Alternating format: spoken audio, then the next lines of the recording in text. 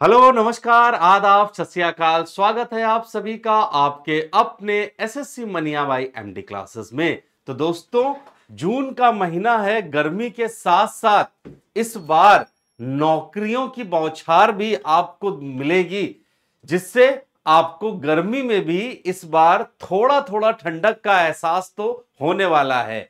लेकिन सबसे जरूरी होती है डॉक्यूमेंट्स, वो डॉक्यूमेंट जो आपको एलिजिबल बनाते हैं किसी भी कंपटीशन के फॉर्म को फिल करने के लिए।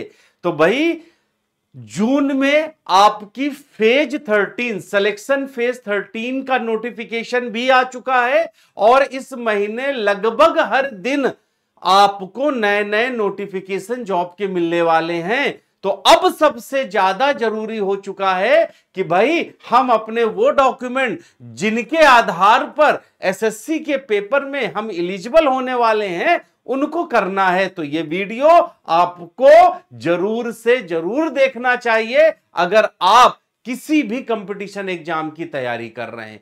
वो 3 डॉक्यूमेंट कौन से हैं जो सबसे जरूरी हैं। लेकिन उससे पहले एसएससी का ये कैलेंडर है भाई, और इस कैलेंडर को अगर आप ध्यान से देखोगे ना तो आपको पता चलेगा कि सिलेक्शन पोस्ट जो 2 जून को आनी थी वो 2 जून को आ चुकी है। आज 5 को स्टेनोग्राफर की आने वाली है, ग्रेड सी और ग्रेड डी के लिए। फिर उसके बाद जूनियर ट्रांसलेटर हिंदी की भी आज ही आएगी। फिर सीजीएल 9 जून को आएगा। दिल्ली एसआई की वैकेंसी 16 जून को आएगी। बेटा, एसएससी अपने कैलेंडर को फॉलो कर रही है, यानी इन डेट में ज्यादा आगे पीछे नहीं होना। और सबसे अच्छी बात कि परीक्षाओं की तिथि भी बेटा जुलाई, अगस्त, सितंबर, मैक्सिमम सितंबर तक फॉर्म भी आ जाएगा। ये देखिए, सीएचएसएल 23 जून को आ रहा है, एमटीएस 26 जून को आ रहा है, और उसके बाद में कांस्टेबल ड्राइवर का फिर जुलाई सितंबर में आएगा। लेकिन 26 जून तक आने वाली वैकेंसियों का एग्जाम 20 सितंबर तक हो जाएगा। यानी कि डॉक्यूमेंट के साथ साथ पढ़ाई की तैयारी भी कर लीजिए, क्योंकि जून, जुलाई, अगस्त, सितंबर हैं केवल 4 महीने। 4 महीने हैं और नौकरी है 1, 2, 3, 4, 5, 6, 7, जिसमें 5 नौकरियों के लिए तो सब एलिजिबल हैं। तो भाई, सबसे पहले बात करेंगे डॉक्यूमेंट की और उसके बाद बात करेंगे हम अपने तैयारी की। डॉक्यूमेंट, सबसे पहले आपका एजुकेशन क्वालिफिकेशन। जैसा बच्चा आपके सामने अभी सिलेक्शन फेज का, एसएससी सिलेक्शन फेज 13 का नोटिफिकेशन आया, उसमें क्रूशियल डेट 1 अगस्त 2005 है। अब बेटा, इस क्रूशियल डेट का मतलब समझो। भले आप पहले से तैयारी कर रहे हो या नए आए हो, खेल यहां होता है। क्रूशियल डेट का मतलब यह होता है कि इस डेट तक जो क्वालिफिकेशन पोस्ट के लिए है उससे रिलेटेड सर्टिफिकेट आपके पास होना चाहिए। अब आप जिस वैकेंसी को भर रहे हो, सिलेक्शन पोस्ट में बेटा 10th भी है, 12th भी है और ग्रेजुएशन भी है। ऑलमोस्ट बेटा सारे स्टेट के 10th एंड 12th के रिजल्ट अब तक आ चुके हैं। तो आप लोगों के पास अगर ये सर्टिफिकेट तो है। ग्रेजुएशन में कुछ कुछ जगह पर अभी भी रिजल्ट नहीं आया, लेकिन 1 अगस्त तक भी अगर ये रिजल्ट आने की संभावना है तो आप जिन जिन पोस्ट पर ग्रेजुएशन एज ए क्वालिफिकेशन मांगा गया है, आप वो पोस्ट फिलहाल सिलेक्शन पोस्ट पे आप भर सकते हो। सबसे पहली बात।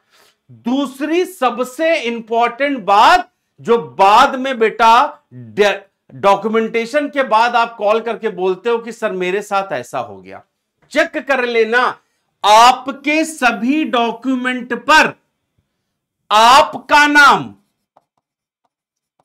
और आपके पिताजी का नाम, दोनों का नाम बेटा एक जैसा होना चाहिए। और अगर ऐसा नहीं है, करवा लो, क्योंकि 1 अगस्त अभी भी 2 महीने हैं, चेंज आराम से हो जाएगा। सबसे इंपॉर्टेंट बेटा, 10th की मार्कशीट में आपका क्या नाम है वही बेस कर लेना। मैंने बाद में देखा है बेटा, बहुत से बच्चे कहते हैं कि सर हमारे आधार में भी कुछ गड़बड़ियां हैं। सबके बारे में बात करेंगे एक एक करके। सारे क्वालिफिकेशन पे बेटा कोशिश करो कि सबके पर एक जैसा नाम हो और वही नाम आगे आपके आधार पर भी हो। आधार पे करेक्शन बड़ी आसानी से 25 से 30 दिन में हो जाता है। तो भैया 1/8/2025 से करेक्शन करवा सकते हो, करवा लो, सही है, कोई दिक्कत नहीं, फॉर्म भरो, तैयारी अभी हम कराते हैं। दूसरी बात, caste certificate OBC, SC ST और ईडब्ल्यूएस बेटा, ये 3 तरह की कैटेगरी हमारे पास, एक्चुअली 4 तरह की आती है कैटेगरी हमारे पास में होती है। इन सभी सर्टिफिकेट की भी फेज 11 के हिसाब से कट ऑफ डेट 1/8/2025 है। फेज 11 की जो लास्ट डेट है फॉर्म फाइल करने की बेटा, वो 23 जून है। अब अगर आपके पास में अभी सर्टिफिकेट नहीं है और आपको लगता है कि आप इन चारों में से किसी एक कैटेगरी में लाई कर सकते हैं, तो आप उस कैटेगरी के तहत अपना फॉर्म भर दीजिए और आप लेकिन अपना सर्टिफिकेट 1 अगस्त से पहले जरूर बनवा लीजिएगा। डीबी में बेटा कुछ नहीं देखते हैं, सर्टिफिकेट सही है कहेंगे डेट पहले दिखाओ। अगर 1 की बजाय 2 अगस्त मिला ना तो सर्टिफिकेट से बाहर कर सकते हैं। इसलिए अभी भी समय है, 45 दिन में कोई भी सर्टिफिकेट बड़ी आसानी से बनाया जा सकता है। तो अभी सबसे पहले अपना जो भी रिजर्वेशन का सर्टिफिकेट है बेटा बनवा लो। अब दूसरी बात पर आते हैं, सबसे इंपॉर्टेंट, एससी एसटी का बेटा अगर पुराना भी है चल जाएगा, क्योंकि यह केवल एक बार बनता है, एक बार बनता है सर्टिफिकेट। ओबीसी और बेटा ईडब्ल्यूएस, ये इनके सर्टिफिकेट डिपेंड करते हैं इनकी इनकम पर। इनकम का मतलब क्या है? ओबीसी में नॉन क्रीमी लेयर के लिए 8 लाख रुपए तक की सालाना इनकम की बात करेंगे। ईडब्ल्यूएस के लिए 5 एकड़ जमीन, 500 स्क्वायर फीट का मकान और बहुत सारी कंडीशन बनाई गई। यानी कि ये दोनों सर्टिफिकेट कहीं ना कहीं आपकी आय पर निर्भर करते हैं। और जब बेटा हम आय की बात करते हैं तो किसी भी सर्टिफिकेट की एलिजिबिलिटी किसी भी सन के, अगर हम 25 जैसे 24 की माने तो 1/4/2024 से बना हुआ या उसके बाद कभी भी आपका सर्टिफिकेट बना है वो मान्य होगा 31/3/2025 तक। आप में से कई बच्चों ने एक सवाल किया कि सर मैंने अपना ईडब्ल्यूएस का सर्टिफिकेट 11 अगस्त 2024 को बनवाया था और 1 अगस्त तक तो ये एलिजिबल है, तो फिर वीडियो को रोको, सुनो और समझो। 11 अगस्त 2025 को बनाया गया ईडब्ल्यूएस सर्टिफिकेट 31/3/2025 तक ही बेटा एलिजिबल है, वैलिड है, फाइनेंशियल ईयर तक ही चलता है। आपको अपना दूसरा सर्टिफिकेट बनाना ही पड़ेगा। आय हमेशा फाइनेंशियल ईयर पर डिपेंड करती है, 1 अप्रैल से 31 मार्च तक। आपने जनवरी में भी अगर बनाया ना तो साल भर के लिए नहीं, वो 31 मार्च को बेटा हो जाता है। बिल्कुल बहुत इंपॉर्टेंट चीज है, मार्क करके रख लेना। आगे सर्टिफिकेट का एक फॉर्मेट आपका अभी जो फेज 13 का नोटिफिकेशन आया है उसमें दिया गया है।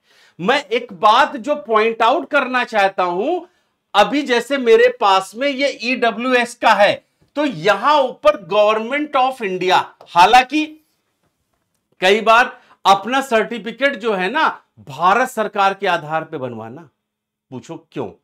भाई आप नौकरी भारत सरकार की करने जा रहे हो, अपने राज्य सरकार के अधीन की नौकरी नहीं करने जा रहे हो। जैसे जब आप बेटा ओबीसी का बनवाओगे ना तो ध्यान से लिखना कि लिखना होगा applying for application for the post under the government of India. Bharat सरकार के अधीन नौकरियों के लिए बनवाने जा रहे हो। बाद में आप ही लोग कहते हो सर मेरे पास तो यूपी का कास्ट सर्टिफिकेट था ओबीसी का, मेरे पास तो सर उड़ीसा का था, मेरे पास एमपी का था। बेटा वो उन राज्य सरकारों के अंदर अब होने वाली नौकरी के लिए एलिजिबल है। ऐसा क्यों?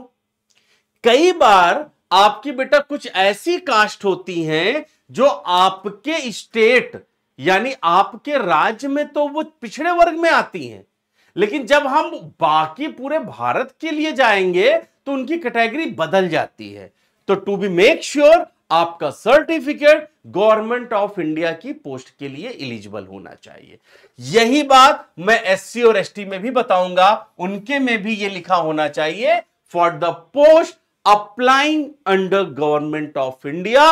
बहुत इंपॉर्टेंट है, अपने सर्टिफिकेट को एक बार फिर देख लेना, क्योंकि अब आपका डॉक्यूमेंट वेरिफिकेशन डिपार्टमेंट के द्वारा करवाया जाता है। मैं इस बात को क्यों बता रहा हूं, मैं आपको इसको थोड़ा सा आसान करके बताता हूं। पहले जब आप एसएससी का एग्जाम देते थे तो आपका जो डॉक्यूमेंट वेरिफिकेशन करते थे ना बेटा, पहले एसएससी डॉक्यूमेंट वेरिफिकेशन कर लेती थी और उसके बाद वो रिजल्ट जारी करती थी। रिजल्ट जारी करने के बाद में आप अपने अपने डिपार्टमेंट में जाकर के सीधे ज्वाइन कर लेते थे। अब क्या हुआ है, एसएससी डॉक्यूमेंट वेरिफिकेशन नहीं कराती है, वो सीधे मार्क आया रिजल्ट बना दिया, फिर आपको डिपार्टमेंट भेजता है और डिपार्टमेंट आपका डीबी और मेडिकल बेटा करा रहा है। अब इसके नुकसान क्या हो रहे हैं? फायदे पहले क्या है सर? फायदा यह है कि सिलेक्शन प्रोसेस हमारा तेज हो गया है। पहले हम इसके चक्कर में 5-6 महीने लेट होते थे, अब नहीं होते हैं। बिल्कुल सही बात है, तेज हो गया। नुकसान कहां है बेटा? जैसे मान लो आप अलग अलग, जैसे सीजीएल है, एमटीएस है या सीएचएसएल है, आप इसका फॉर्म भरे। सपोज करो आपने बेटा ओबीसी के लिए किया, आपके नंबर ज्यादा हैं, बट हुआ क्या, आपका OBC certificate at the time of document verification ये वैलिड नहीं मिलता था।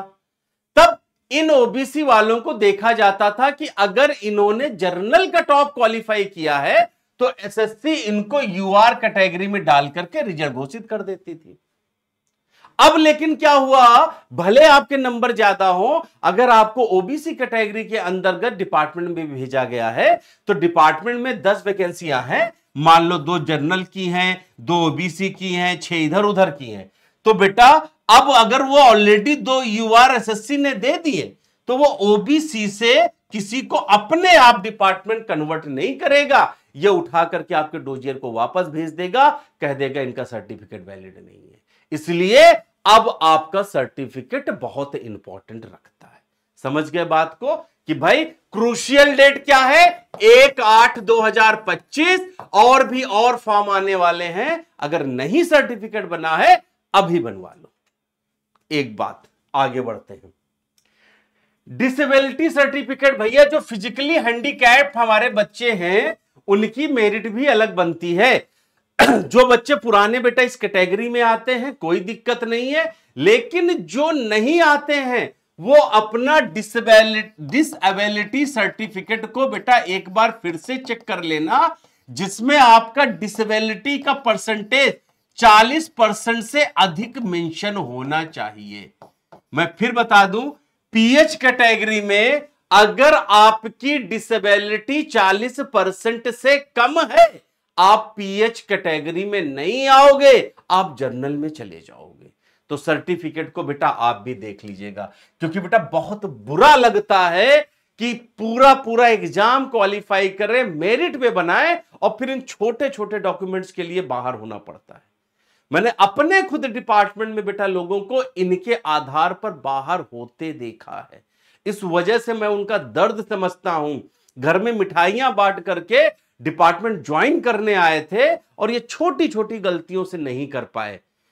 आपको आपके सर्टिफिकेट को लेकर कोई भी कंफ्यूजन है ना, तो हमारा हेल्पलाइन नंबर आपके लिए बेटा अभी भी खुला है। Helpline number 730-652-3626। भाई साहब जरा बताइए, राहुल जी यही नंबर है ना? 630 है सर,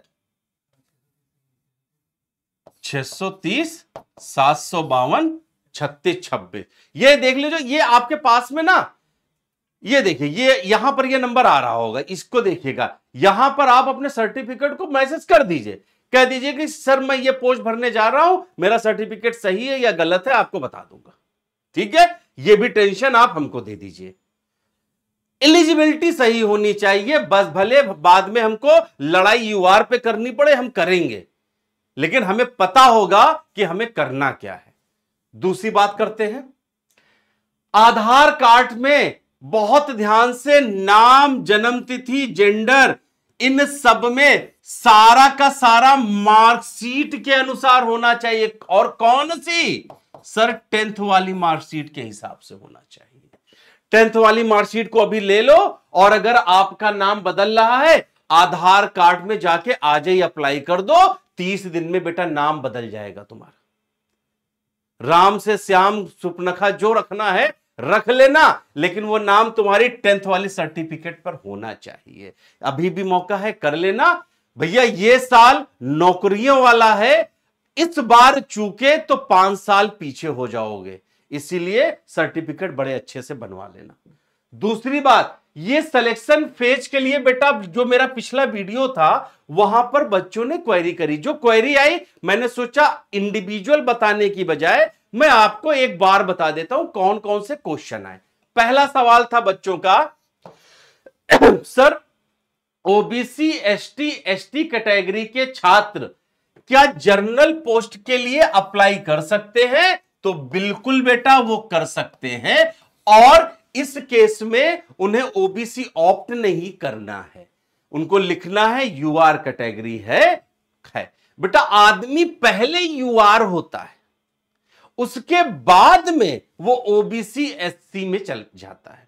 तो आपको अगर एससी एसटी या ओबीसी का बेनिफिट नहीं लेना तो आप यूआर में आइए। अब कई बच्चे बोल रहे होंगे कि सर जब बेनिफिट वाली बात है तो ये बच्चे पूछ काहे रहे हैं हमसे कि क्या सर हम जनरल में भर दें? बेटा फेज 13 में टोटल 365 प्रकार की वैकेंसी आई है जो 2 जून को आया हुआ है।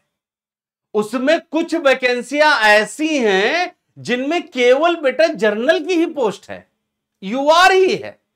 तो यूआर में ओबीसी एससी वाले भरेंगे, but they will not treat as a reserve category. तो रिजर्व कैटेगरी का जो बेनिफिट है वो नहीं मिलेगा। जैसे आप चाहते हो कि हम एज रिलैक्सेशन मिल जाए, तो नहीं मिलेगा, आप यूआर वाले ट्रीट किए जाओगे। दूसरा सवाल, क्या इनकम सर्टिफिकेट बनवाना जरूरी है? बहुत बढ़िया सवाल। जब हम बात करते हैं कि ओबीसी और ईडब्ल्यूएस का सर्टिफिकेट उनकी आय के आधार पर बन रहा, तो बहुत से बच्चे कंफ्यूज हैं, क्या सर हमें आय प्रमाण पत्र बनवाना पड़ेगा? तो बिल्कुल नहीं, नो भाई। आय प्रमाण पत्र और ईडब्ल्यूएस का सर्टिफिकेट 2 अलग बातें हैं, तो आय प्रमाण पत्र आपको बनवाना नहीं है। दूसरी बात, क्या डोमिसाइल सर्टिफिकेट, निवास प्रमाण पत्र एसएससी के एग्जाम में, ये भी अभी फेज 13 की बात मैं कर रहा हूं, जो सवाल आप लोगों ने पूछे।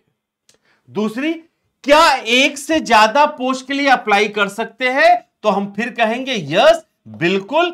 आप एक से ज्यादा, जिन जिन पोस्ट के लिए आपकी एजुकेशन क्वालिफिकेशन एलिजिबल बनाती है आपको, आप भरिए। बस एसएससी फेज की एक खासियत है, जितनी पोस्टों के लिए आप अप्लाई करोगे उतना पैसा आपसे लिया जाएगा, ये आप देख लेना। दूसरा, क्या इसमें सीटें आगे चलकर बढ़ सकती हैं? फेज 13 में क्या सर जितनी वैकेंसी आई है उससे ज्यादा बढ़ने के चांसेस हैं? तो मेरा सवाल है बेटा, ना यस ना नो, इसमें मैं बोलूंगा बहुत मुश्किल है। मतलब आप पिछला रिकॉर्ड उठाइए बेटा, वैसे भी ये आइसोलेटेड वैकेंसी होती हैं, स्पेसिफिक नेचर ऑफ जॉब होता है। तो ये कोई नॉर्मल कैडर थोड़ी ना है कि अरे वो तो रिटायर हो गए, उधर डेमाइस हो गया, वैकेंसी बढ़ गई ना। यहां ऐसा बहुत rare of the rarest case होता है। नहीं तो जो वैकेंसी आ गई है that is the final vacancy, आपको उसी हिसाब से तैयारी करनी है। अगली बात, हाइट कितनी मांगी गई है? तो एसएससी फेज 11 की मैं बात कर रहा हूं, जिसका नोटिफिकेशन अभी है। इस प्रकार की कोई भी मांग नहीं रखी गई कि आप छोटे हो, बड़े हो, नाटे हो, ठिगने हो, ऐसा कोई फर्क नहीं पड़ता है। No physical standard has been required by the SSC, but हां कॉमनली आप हेल्दी होने चाहिए। तो आपने अब तक बेटा जो सवाल पूछे फेज 11 को लेकर के ये मैंने कर दिए।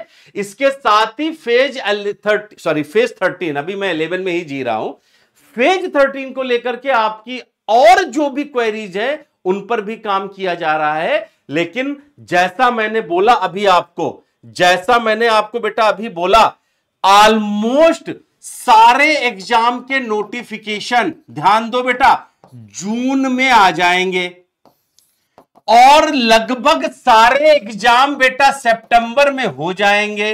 अब मुझे बताओ कितने महीने तुम्हारे पास है? जून के बाद में सर जुलाई आता है, अगस्त आता है, देश आजाद होता है और फिर हम बंदी बन जाते हैं। मात्र 4 महीने हैं। तो क्या बेटा अब इन 4 महीने में दिल पर हाथ रखना, मैंने 5 नौकरियां पाई थी। एक साल में बेटा अगर हर नौकरी दोगे तो 5 मिल जाती है। क्या हर वैकेंसी के लिए अभी मैं फेज 13 के लिए तैयारी शुरू करूं, फिर मैं सीजीएल के लिए टारगेट, एक नया अच्छा सा नाम आया है टारगेटेड। टारगेटेड बेटा क्या टारगेटेड? 4 महीने का टाइम है, 4 महीने में हमें फेज 13 भी देना, सीजीएल भी देना, सीएचएसएल भी देना, स्टेनो भी देना है, एमटीएस भी देना है, सर दिल्ली पुलिस भी देना है, और बेटा सबका सिलेबस, लगभग सिलेबस जो है ना बेटा एक जैसा है। और जब सिलेबस एक जैसा होता है तो टारगेटेड पढ़ाई नहीं करते हैं। एक एग्जाम एक ही तैयारी से अगर आप कर पाओगे तो 2025 में आपको सिलेक्शन लेने से कोई नहीं रोक सकता है। इसीलिए एमडी क्लासेस पर हम एसएससी फुल फाउंडेशन के नाम से बेटा बैच लाते हैं। हर साल एक बैच लेकर के आते हैं, नो टारगेटेड, नो मिसलीडिंग। एक चीज की तैयारी करिए, CGL, CPO, CHSL, selection phase, MTS, steno, आप कोई भी परीक्षा दे दीजिएगा एसएससी की, सिंगल बैच आपको बेनिफिट दिलाएगा। नहीं तो बेटा अभी फेज 11 फेज की तैयारी करोगे, फिर सीजीएल के लिए एकदम फिर शुरू से करोगे। हम शुरू से तैयारी नहीं कराते, आप जो पढ़ना चाहते हो करेंगे। बेटा 4 महीने हैं, 4 महीने के अंदर कोई तुम्हारा सिलेबस कंप्लीट नहीं करा पाएगा। स्टाम्प पेपर पर लियो, मैं लिख के दे दूंगा। हमने यहां पर आपका पूरा का पूरा बैच कंप्लीट करके रखा हुआ है। अब इंपॉर्टेंट क्वेश्चन की लाइव क्लास आपको दे दी जाएगी, करंट अफेयर्स आपको बेटा नहीं दे दी जाएगी, जिससे आपकी तैयारी बहुत अच्छी हो पाए।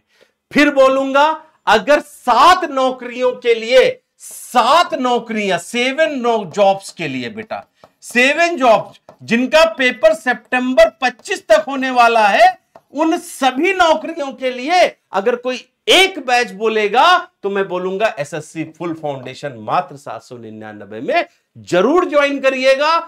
विद इन 15 डेज आपको यह पता चल जाएगा कि तैयारी किसे कहते हैं, सिलेक्शन कैसे लेते हैं। इसी के साथ अगर आपको एसएससी के और भी एग्जाम्स के बारे में कोई भी क्वेरी हो तो मैं रेगुलर आपके पास अपडेट लेकर के आता रहूंगा। अभी एसएससी फेज 13 की 10वीं 12वीं और ग्रेजुएशन की आधार पर कौन कौन सी नौकरियां अवेलेबल हैं, उनको लेकर के वीडियो भी मैं बहुत जल्द आपके सामने आने वाला हूं। अगर आपको सेशन पसंद आया हो तो अपने दोस्तों के साथ शेयर जरूर करिएगा, और अगर तैयारी करनी है तो फिर इस बैच के साथ भी जुड़ना ना भूलिए। किसी भी क्वेरी के लिए हमारे हेल्पलाइन नंबर ये जो आपके सामने आया है 630 752 3626 पर कॉल या व्हाट्सएप जरूर करें। धन्यवाद।